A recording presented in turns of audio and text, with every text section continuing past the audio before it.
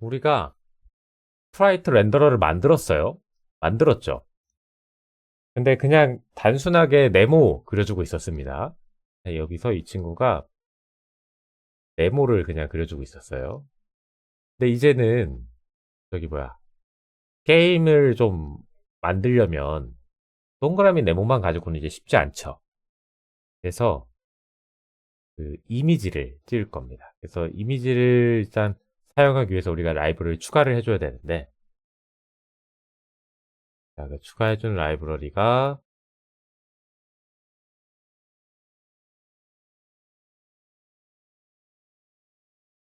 요거, 요 라이브러리 일단 가져 쓸 겁니다.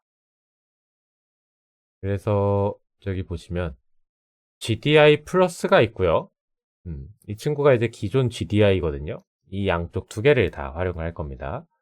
그래서 이 라이브러리 추가를 해주셔야 되고, 너무나 당연하겠지만 이 라이브러리는 윈도우상의 운영체제에서만 돌아가는 라이브러리입니다. 그래서 혹시나 맥북이나 이런 걸 작업을 하고 계시다면 이 작업이 진행이 안 된다는 걸 알고 계셔야 되고, 나는 근데 맥북에서 계속 만들고 싶다. 그러면은 그 해당 맥에서 지원해주는 다른 라이브러리, 이미지 라이브러리를 가져서 사용을 해야겠죠. 그래서 이 친구를 사용할 때 초기화 해줘야 되는 작업들이 조금 있거든요. 보시면 GDI 플러스 프로그램 종료될 때 셧다운으로 메모리 할당된 거 지워야 되고요. 그리고 시작할 때 GDI 플러스 스타트업이라는 초기 함수를 호출해 주셔야 됩니다. 그 외에는 뭐 크게 없습니다. 그래서 이 두 개가 추가가 돼야 그 원활하게 돌아갈 수 있다는 거를 좀 체크를 해주시면 되고요. 그래서 이쪽에서 이제 어떻게 진행을 할 거냐. 추가를 했고, 씬에서 로딩을 이제 할 건데, 자, 로드를 할 때 경로를 넣어서 이렇게 로드를 하는데, 문제가 있는 게 뭐냐면요. 이 친구들을 한번 좀 봐줘야 돼요.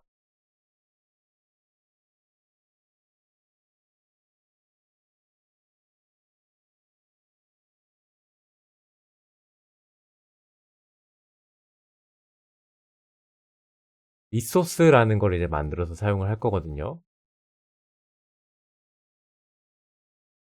리소스. 보시면, 요 리소스라는 걸 만들어서 사용을 할 겁니다. 아직 뭔가 저희가 딱 이렇게 코드를 넣어놓진 않았고, 이번 단계에선. 그래서, 이미지나 이런 것들을 우리가 그냥 이미지 그 자체로 또 상속으로 들고 있는 게 아니라 하나의 또 클래스로 표현을 할 겁니다. 그래서 게임에서 사용되는 리소스들이 좀 한정적이죠. 대부분 이제 뭐 이미지, 그렇죠? 또는 이거 이제 2D 이미지, 또는 3D 데이터, 메시라 그러죠? 또는 뭐 폴리곤이라고 하기도 하고요. 그리고 뭐가 있을까요? 사운드, 사운드 있고. 그리고 어떻게 보면 우리 게임 오브젝트 저장할 수 있는 것들. 게임 오브젝트도 하나의 리소스가 될 수 있습니다. 언리얼에서는 블루프린트라고 하고요. 이런 것들을 이렇게 표현이 가능합니다. 그래서 각각 뭐 전부 다 이것도 따로따로 상속 구조로 만들 수가 없겠죠? 컴포넌트 패턴처럼. 그래서 각각 따로따로 클래스로 들고 있게끔 이 친구들 리소스라는 클래스를 상속받게끔 진행을 할 거고요.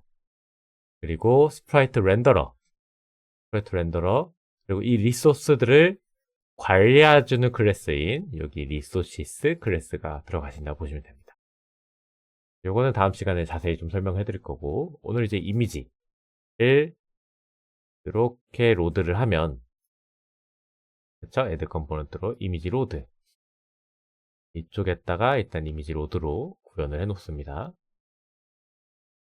그래서 되게 단순해요. 로드하는 게. 끝입니다. 이 세 줄이. 기본적으로 이제 내 이미지를 저장할 데이터 자료 구조입니다. 그리고 자주 사용되기 때문에 이 높이, 길이, 너비 이 친구들은 되게 자주 사용돼요. 예를 들어서 화면 해상도가 바뀐다거나 이런 것들을 처리할 때 얘를 알아야 되기 때문에 멤버 변수 따로 빼준 거고요. 이 안에서 그냥 들고 올 수 있긴 한데 자주 사용돼서 그냥 따로 빼준 겁니다. 그래서 어떻게 바뀌었냐? 그냥 이제 경로를 입력을 받으신 다음에, 그쵸? 그냥 프롬 파일을 통해서 불러 들으시면 끝입니다. 끝이고, 여기 요 그래픽스 객체를 윈도우 DC를 통해서 만들어 주신 후에 그 객체에다가 해당 이미지를 넣어서 그려주세요 라고 하시면 돼요. 그래서 시작 위치, 그리고 크기를 어느 정도의 크기로 그릴 건지. 만약에 실시간으로 이런 걸 뭐 확대했다가 줄였다가 하면 우리가 여기 게임에서 막 커졌다 줄어들었다 이런 효과도 구현이 가능하겠죠. 이렇게 사용을 할 겁니다. 이렇게. 그래서 이 외에도 뭐 비트 블릿이나 트랜스페런트 블릿이라는 이제 GDI에서 제공되는 함수들이 있거든요. 그 친구는 그 설정하는 함수가 굉장히 조금 어려워서 이 친구 먼저 적용을 시켜 보시는 거예요. 굉장히 쉽죠, GDI 플러스는. 그래서 이 친구 GDI랑 이제 GDI 플러스를 좀 비교를 할 수가 있는데,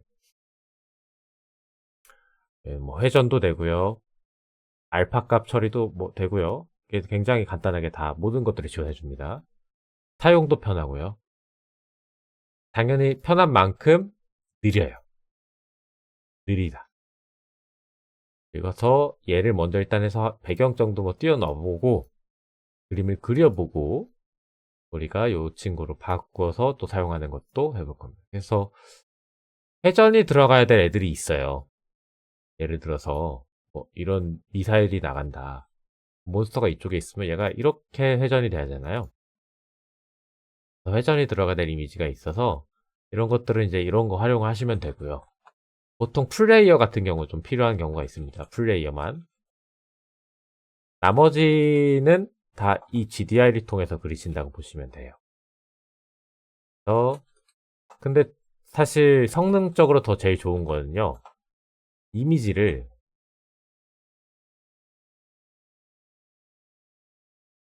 이렇게 각도별로 여러 개 만들어 놔서 회전을 그냥 이미지를 다른 이미지로 불러와서 구현하시는 게 성능적으로는 더 좋을 수가 있어요.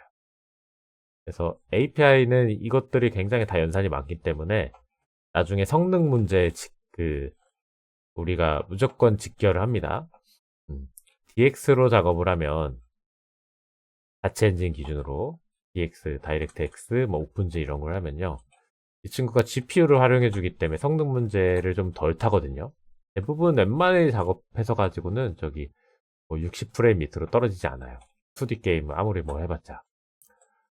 근데 API는 이걸 GPU를 안 쓰고 CPU만으로 연산하기 때문에 성능 문제 직결을 합니다.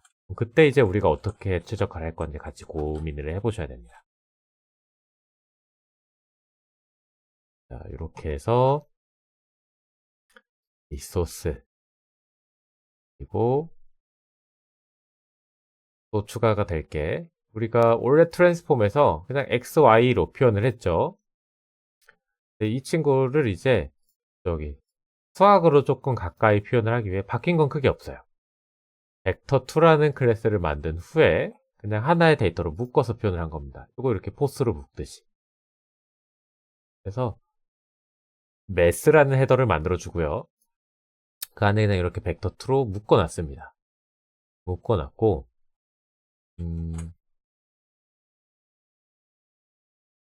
SCPP 그래도 뭐 크게 다른 거 없고요. 그럼 벡터라는 게 우리가 뭔지를 조금 봐야 되는데요. 기본적으로 우리가 뭔가 물체를 수학적으로 표현할 때 사용하는 좌표계라는 게 존재해요. 그거를 데카르트 좌표계라고 많이 들어봤을 겁니다. 데카르트라는 수학자가 만들어서 처음에 고안해서 만든 이런 자료계인 거죠. 그래서 양수와 음수를 표현하는데 공간을 표현하는데 굉장히 효율적인 좌표계죠.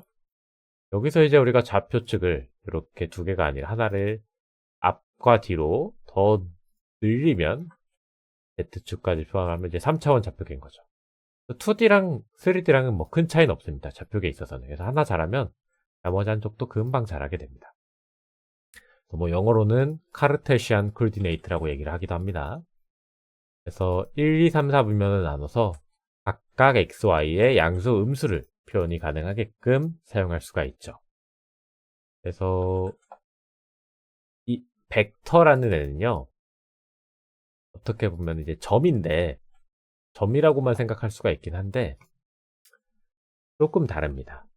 단순하게 점을 표현하는 데는 우리가 이렇게 좌표를 표현을 하면 돼요.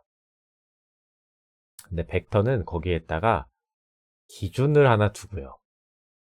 기준에서 내가 이동하고자 하는 점까지를 얼마나 이동을 하게 되는지, 그리고 어느 방향으로 이동을 하게 되는지까지를 갖고 있는 거를, 정보를 갖고 있는 걸 벡터라고 합니다. 그래서 스칼라라고 하는 것들은 우리가 일반적으로 활용하는 그 숫자들이에요. 예를 들어서 나 50kg이야. 뭔가 양을 표현하고 있죠? 이런 부분들을 다 스칼라라고 합니다.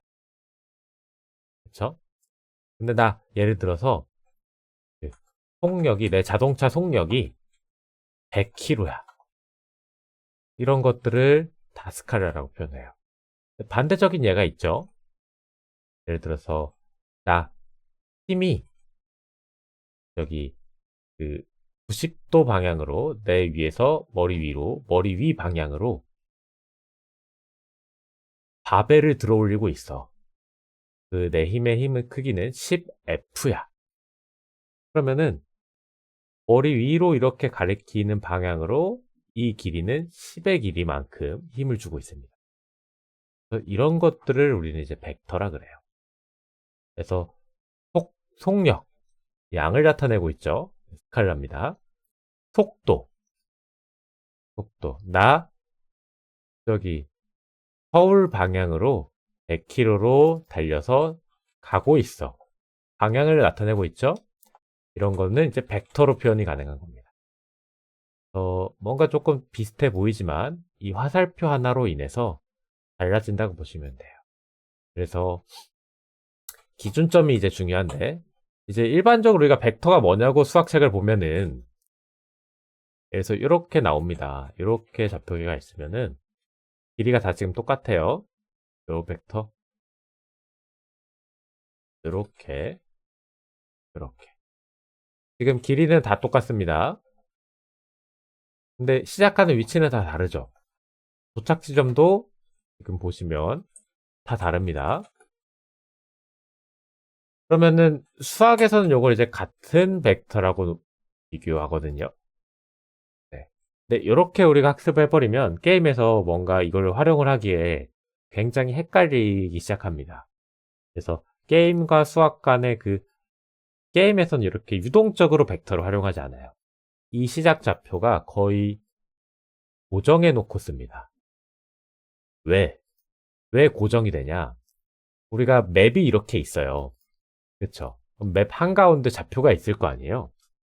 그럼 내가 이 공간 안에서 게임을 합니다. 플레이어는 여기 있고 몬스터는 여기 있어요. 그러면 이게 서로 다른 공간이 될 수 있냐라는 거예요. 기준점이, 시작점을 하나를 딱 여기를 잡으면 다 같은 기준으로 시작을 하거든요. 그래서 게임으로 볼 때는 이거를 우리가 어떻게 계산하시면 되냐? 게임에서 벡터 2 플레이어 포스 변수가 있고, 벡터 2 몬스터 포스가 있어요. 그러면은 시작 좌표가 내 게임상 공간, 월드라고 하죠. 이 월드의 중점 0,0을 놓고 기준으로 이 벡터를 그리신다고 보시면 됩니다. 그래서 이 친구는 뭐 5-5, 이 친구는 마이너스 1-3, 그러면은 5-5 여기 하나 그려서 요 벡터가 이 친구를 나타낼 거고요. 이 기준으로 시작한다 그랬죠. 이 친구는 어디에요? 마이너스 1,3에서 요 벡터가 3이니까 이쯤 되겠죠? 요 벡터가 몬스터 벡터가 될 겁니다. 그래서 게임에서는 같은 공간, 같은 화면상에서 진행이 되니까 거의 0,0에서 다 모든 걸 체크를 하신다고 보시면 됩니다. 그래서 이게 그러면 이제 여기서 이렇게 있다고 보면은 수학상으로는 같은 벡터죠. 근데 게임상으로는 그냥 다른 벡터로 인지하고 계산을 해버리시면 헷갈릴 게 전혀 없습니다. 그런 점 차이점을 좀 인지를 하시면 되고요. 왜? 우리는 공간이 항상 정해져 있어요. 내 메이플 스토리 그 화면에 있는 그 공간. 거기에 있는 몬스터가 다른 공간에서 뭔가 계산을 하지 않잖아요. 공간이 하나로 딱 정해져 있기 때문에 그런 식으로 생각을 해버리면 수학적으로는 틀린 말이죠. 우리가 쉽게 조금 이 벡터라는 개념을 이해하고 활용할 수 있게 된다는 거예요. 그래서 벡터에 대해서 이렇게 좀 표현을 할 수가 있고, 그래서 뭐 이런 것도 표현이 가능하죠. 벡터를 두 개를 더한다. 요 벡터 A, B 벡터, C 벡터가 있습니다. 내가 A 벡터는 지금 2, Y부터 쓸게요. 마이너스 1,2를 갖고 있어요. 여기죠? 여기서 여기까지 쭉 이동합니다.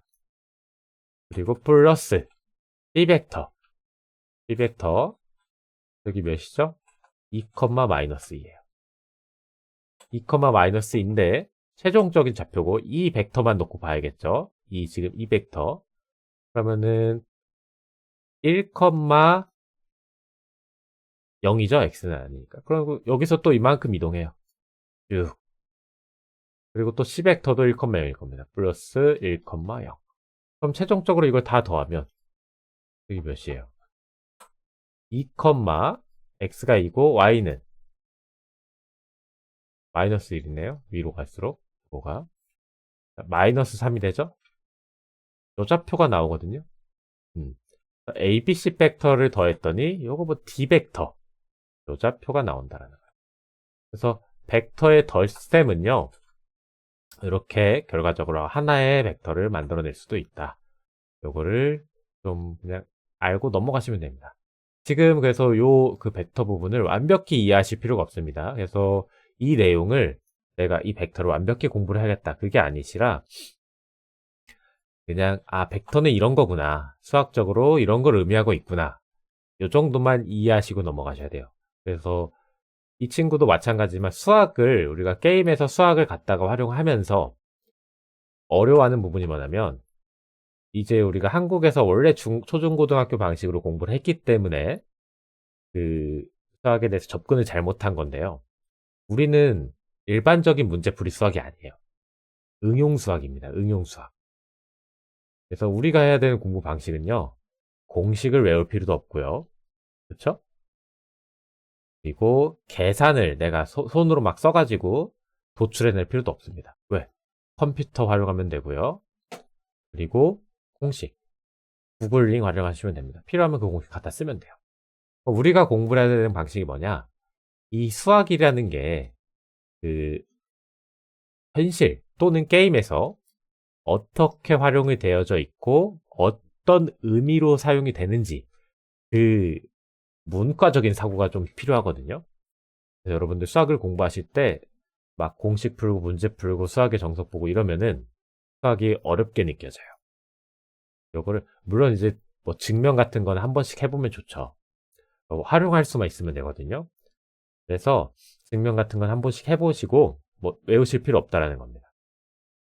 그냥 얘는 이런 친구구나라는 거를 좀 글과 현실로 엮어서 좀 이해를 하시면 돼요. 그래서 이런 거를 그냥 한번 읽어보시면서 벡터는 이런 거구나. 뭐 이렇게 남산타워 위치부터 이렇게 그냥 글로 표현을 하죠. 현실에서 이런 거를 벡터로 표현할 수 있겠구나. 그럼 게임은 현실에서 공간과 또 크게 다르지 않죠? 그것도 벡터로 표현할 수 있겠구나. 이렇게 생각이 가능한 거죠. 뭐 이제 Fine이라는 말이 조금 나와서 제가 좀 넣어놨는데 뭐 게임 수학 이렇게 공부하면 Fine 변환 뭐 이런 것들이 항상 나옵니다. 이 친구도 어렵게 보실 필요가 없어요. 그래서 한번 쭉 읽어보시면은 Affine Transformation이라고 이제 얘기를 하는데 3차원 공간에서 저기 뭐야. 공간의 직선에 affine 변환을 적용을 하면 곡선이 되지 않고 직선이 된다. 이런 느낌입니다. 그래서 이 친구 그냥 뭐냐? 이 벡터가 있죠? 여기 덧셈을 해줍니다. 뭐 2,2 그러면은 이렇게 될 겁니다. 이 직선이 늘어났죠. 근데 요거를 여기 뭐야? 덧셈으로 표현했죠. 벡터의 덧셈. 그럼 affine인 거예요. 그쵸?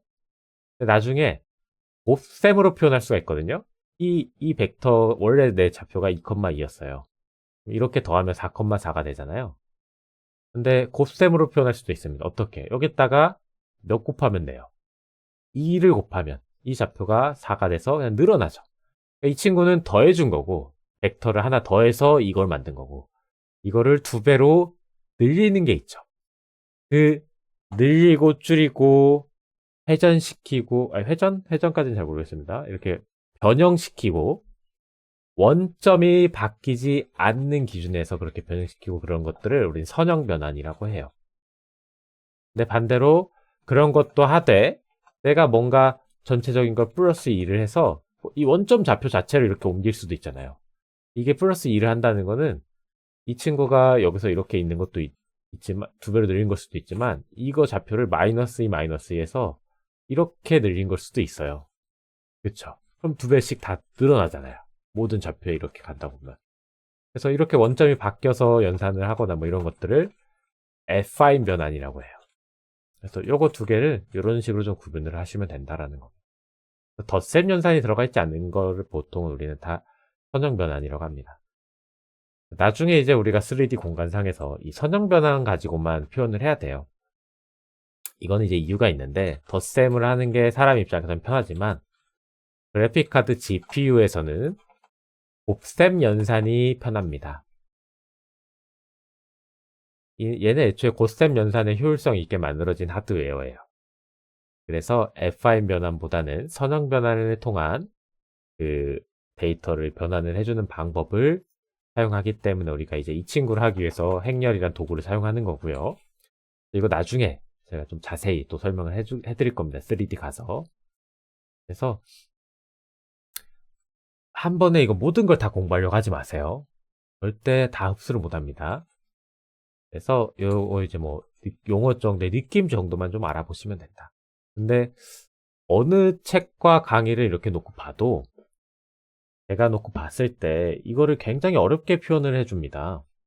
이렇게 간순하게만 표현하고 나중에 한 단계씩 늘려나가면 되는데 교수님들은 보통 좀 어렵게 표현을 해요. 그래서 저기 뭐냐 이제 굉장히 유명한 뭐 교수님이시죠. 제가 이제 보면서 이런 것들을 좀 앞인 공간 이렇게 표현을 하는데 그렇죠? 이렇게 표현을 합니다. 뭐 전담 변환 뭐 이런 식으로 해서 뭔 말인지 이해가 안 가요. 무슨 말인지 잘 이해가 안 갑니다. 이해 좀 되시나요? 이걸 보고 affine 변환과 선형 변환을 구분이 가능하신가요? 지금 그거를 설명을 해주시고 있는 거거든요.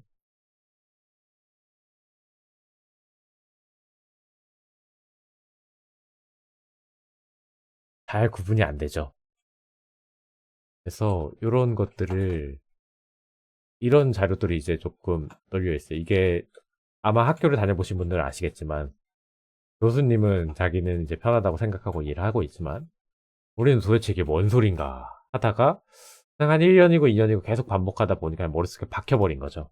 이건 이거구나라고 이해를 해버린 겁니다. 이해가 아니라 암기가 돼버린 거예요. 무의식적으로 너무 많이 쓰니까. 그래서 뭐 아핑고나 이렇게 얘기를 하는데 그쵸? 이 좌표 공간이 애초에 이렇게 덧셈돼서 바뀌었죠. 새로운 공간으로. 그래서 이걸 이제 아핀 영역이라고 하는 거죠. 이런 식으로 하시면은 공부가 어렵고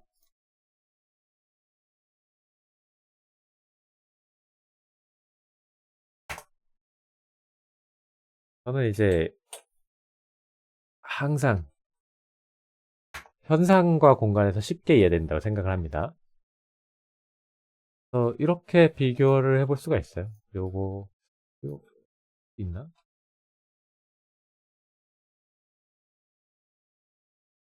움직였죠? 보이셨죠? 자, 요거 보세요. 분명 원점이 여기 가운데 있었는데 좌표계가 어떻게 됐어요? 덧셈이 됐죠. 덧셈이 됐기 때문에 얘가 이렇게 움직인 겁니다. 덧셈을 해버리면 모든 좌표계가 움직인다고 보시면 돼요. 이게 affine 트랜스포메이션이에요. 근데 라이니어 트랜스포메이션 봅시다.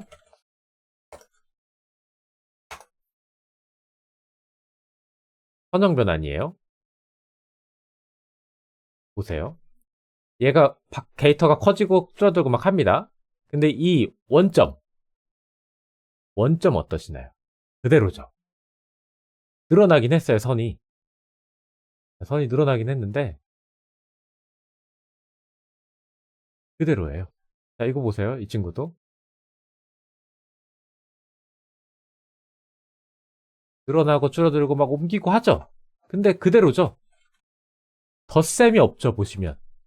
이거 이제 곱셈으로만 다 표현을 하거든요. 곱셈은 나눗셈과 같으니까. 그래서 이거를 이제 선형 변환이라고 해요. 이거를 뭐 affine, 그러니까 한자를 쓸 거면 좀 한자를 다 쓰든지, 어떤 건 affine 영어 그대로 쓰고, 어떤 건 선형 변환이라고 한글 쓰기 헷갈리게 만드는 겁니다. 그래서 여러분들이 여기서 가져가셔야 될 건 이 affine 변환과 선형 변환을 구분만 할 줄 아셔도요. 1년을 세이브 킵하는 겁니다. 보통 프로그래밍 게임 수학 공부하신다는 분들 1년 공부해도 이거 두 개 나눠서 표현을 못해요. 간단하게 표현할 수 있어야 돼요. 이거를 내 머릿속에 이제 박아놓고 기억을 하시면 굉장히 이제 쉽다. 그래서 벡터에 관련돼서는 일단 요만큼만 표현을 하겠습니다. 이거를 이제 그 좌표상에서 하나가 더 있는데 점을 표현하고 싶을 때는 여러분들 1을 넣으시면 그냥 점으로 쓸 수가 있어요. 그리고 이 화살표로 벡터로 표현하고 싶다. 위치로 표현하고 싶으면 1, 마지막 인자에 1이 들어갑니다. 0을 넣어서 방향으로만 이제 표현을 하겠다. 뭐 이렇게 나눠 쓰는 것도 있는데 이거 3D 때 가서 좀 자세히 설명해 드리겠습니다. 왜 이렇게 쓰는지. 그래서 덧셈 뺄셈 이거 한번 넣어놓은 거고요. 이렇게 한번 그냥 봐주시면 됩니다. 자, 요거 관련해서 여기 GDI랑 벡터2 관련돼서 질문 있으실까요?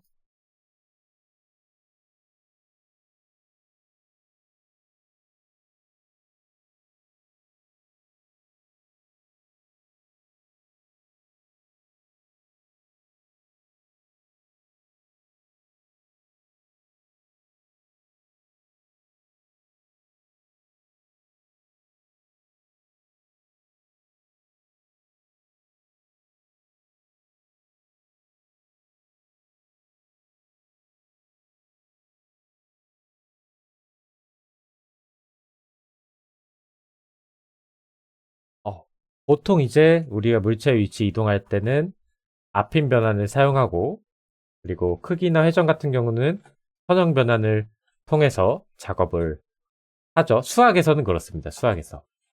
근데 게임에서는 앞인 변환을 사용하지 않아요. 나중에는. 근데 지금은 그거 고려하지 마시고 그냥 덧셈이랑 뭐 이런 거 해서 쓰세요. 벡터끼리 더해서 그걸로 그러니까 우리가 API 만들 때는 앞인 변환 쓰신다고 보시면 됩니다.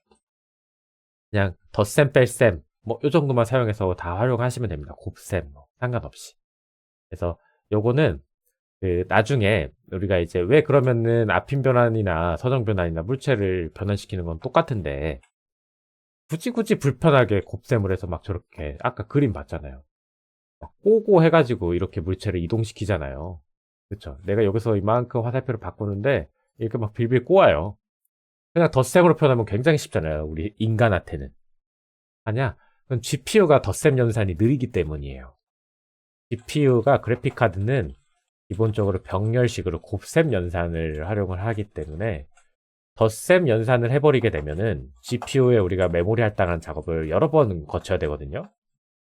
그래서 그게 효율성이 안 나오기 때문에 행렬이란 걸로 한 번에 덧셈, 곱셈, 회전, 크기를 한 번에 보내가지고 연산을 시켜주려고 GPU가 연산이 빨라도 GPU의 메모리를 옮기는 작업은 결국 CPU와 램을 통해서 옮겨줘야 되거든요. 그게 여러 번 반복되면 느려집니다. 그래서 한 번에 연산하기 위해서 나중에는 선형 변환만을 선형 변환으로 덧셈 변환을 하기 위한 그 방법을 또 다 수학자들이, 프로그래머들이 연구를 해가지고 구현을 해뒀습니다. 그래서 그거를 이제 아까 이제 잠깐 설명 나왔는데 동차 좌표계 덧셈 연산, 이게 나오는 겁니다. 그리고 뒤에 동차 좌표계. 근데 그때 앞핀 공간이 뭔지 잘 모르고 맨날 이렇게만 설명하니까 그럼 앞핀 공간이라는 게 뭔데? 점과 벡터를 다 말이 이해가 안 되죠? 글로는 절대 수학을 이해할 수 없어요, 여러분. 그림과 현상을 같이 보셔야 됩니다. 그래서 우리나라가 고등학교 때까지는 수학을 굉장히 잘하죠. 글로만 다 문제 푸니까. 그 문제 푸는 방법을 외우는 거거든요. 근데 저기 대학에 가면 응용 수학이나 뭐 수학을 가지고서 뭐 훌륭한 뭐 프로그램 만든다든지 훌륭한 기계를 만든다든지 이런 데서 다 서양 애들한테 제껴집니다. 우리는 응용해 본 적이 없으니까. 그래서 그림과 같이 이해하셔야 되는데, 이렇게 선형 변환을 이용해서 덧셈 연산을 하는 방법이 있습니다. 그걸 이제 우리 동차 좌표계, homogeneous coordinate system이라는 걸 이용해서 표현을 하거든요. 그거는 나중에 이제 뒤에 가서 좀 설명을 자세히 해드릴게요. 수학적인 거는 저 엄청 많습니다. 지금 제가 이쪽 보시면은 수학만 따로 빼놔서 진행할 정도로 이렇게 다 넣어놨거든요. 다 넣어놨고, 이런 것들이 여기 아직 한 3분의 1? 3분의 1 정도밖에 안 올라갔어요. 더 들어가요. 이제 미분적분도 들어갈 거고요. 그리고 곡선 테이블 뭐 그런 것들도 다 들어갈 거고요. 그리고 우리 이제 빈 연산할 때도 다 미분적분 쓰죠. 뭐 간단한 폼모델 같은 경우는 안 쓰지만 저기 복잡한 빗 계산할 때 다 또 미분적분을 씁니다. 그래서 그런 것도 다 새로 계속 추가가 될 거기 때문에 이게 절대 어렵게 설명이 되면, 보통 이 게임 프로그램을 통해서 수학을 처음 접하시는 분들은 고등학교 때 수학이 사실 잘 기억도 안 나고, 저도 이과 수학을 다 했지만 저 때는 이제 기하, 벡터, 미적분까지 다 필수로 들어가는 시대였어요. 다 했지만 기억이 하나도 안 나요. 그냥 미분은 기울기, 적분은 넓이, 여기 기하, 벡터, 공간, 그리고 무한급수, 그냥 리미티드 뭐 요 정도만 기억이 납니다. 그래서 이 현상으로 우리가 외우지 않았기 때문에 까먹었다고 생각을 해요. 그림과 뭐 영상과 이런 현상에 빗대어서. 우리가 언어를 까먹지 않는 이유는 간단하잖아요. 현상에서 이제 뭔가 물체랑 매칭이 되고 계속 보니까 사용하고. 그래서 수학을 어렵게 절대 접근하시면 안 되고, 벡터 2를 꼭 딱 저런 느낌 정도만 체득하시고 당장 또 이해 안 된다? 그냥 넘어가세요. 이렇게 해서 작업을 좀 하시면 됩니다. 그래서 여기 우리가 이 부분 좀 설명을 해드렸고요. 10분 쉬었다가 또 다음 거 설명 또 나가보도록 하겠습니다.